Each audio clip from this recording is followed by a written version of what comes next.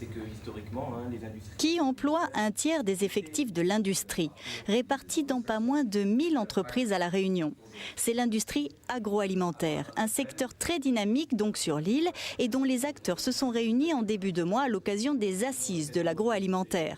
Ces assises organisées au niveau national sous l'égide du ministère de l'Agriculture et de la Pêche ont pour but de faire un bilan de l'activité du secteur et d'évaluer sa santé. Au plan européen et national, La Réunion n'a pas à rougir car elle est l'un des rarissimes territoires à avoir développé une industrie agroalimentaire et des centres de recherche technologique au niveau européen, mais en milieu tropical. Donc là, il y a, si vous voulez, un créneau intéressant. L'expérience acquise au niveau de La Réunion peut servir probablement à d'autres territoires. L'expérience de La Réunion, c'est aussi d'avoir structuré des filières qui répondent au marché local. Où on en est aujourd'hui, c'est que dans les industries agroalimentaires, la production locale arrive à assurer un petit peu plus de la moitié de la demande intérieure. Alors ça peut être très variable selon les produits. Il y a des produits comme le sucre ou le rhum, très majoritairement de production locale. Et puis les autres produits sont parvenus à être majoritaires par rapport aux produits importés, que ce soit dans l'industrie du lait, l'industrie des viandes ou dans l'industrie des boissons.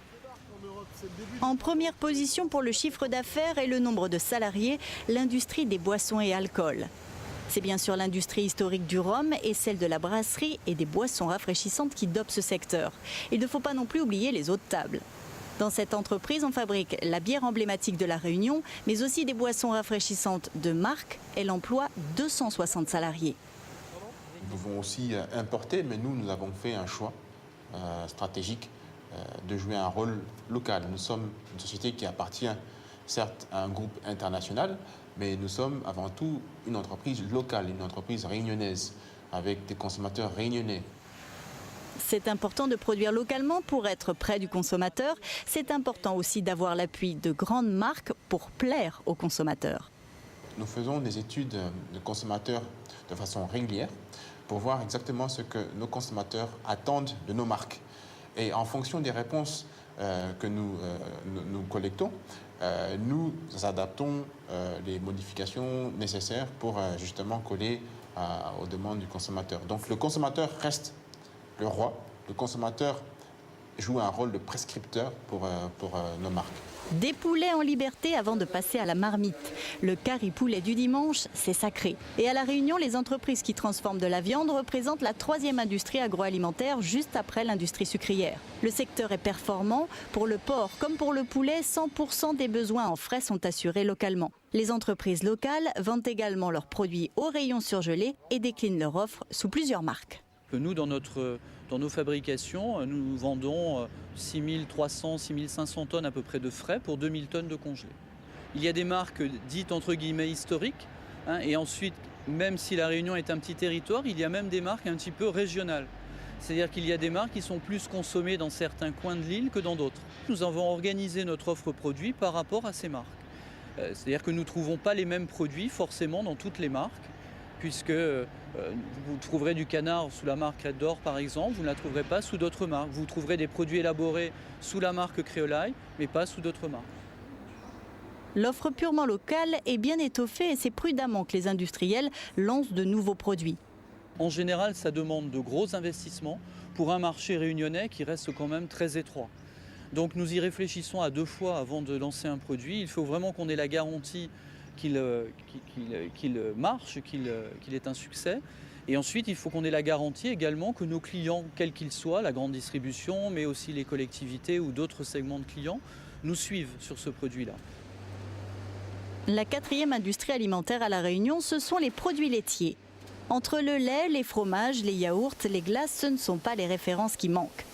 Comment les entreprises établissent-elles leur offre? La CILAM propose depuis 1962 des produits franchisés par une grande entreprise française. Les attentes du consommateur réunionnais ne sont pas forcément les mêmes que ceux de la métropole ou ailleurs. Donc, de par cette spécificité-là, notre franchiseur nous laisse quand même une autonomie, même s'il regarde quand même de loin ce qu'on fait à La Réunion. En plus des références nationales, l'entreprise développe une marque locale au goût pays. Notre marque locale a cette spécificité-là de proposer des goûts typés locaux. Donc là, par exemple, on a lancé un yaourt au goyavier, parce que tout le monde sait que les Réunionnais aiment le goyavier, ce petit fruit typique saisonnier. Donc on est les seuls au monde à proposer, et on est fiers de proposer le seul yaourt au goyavier aux Réunionnais. Les enquêtes marketing ont pour but d'adapter l'offre aux consommateurs. À La Réunion, le format familial remporte un franc succès. Vous trouverez des bacs de crème glacée de 2 litres, chose qui n'existe pas en métropole, mais ici c'est très demandé. Et de la même façon, sur les jus de fruits, l'offre en briques de 2 litres est beaucoup plus développée qu'en métropole, où c'est le 1 litre qui domine le marché. Côté fruits et légumes, l'offre locale satisfait 80% de la demande.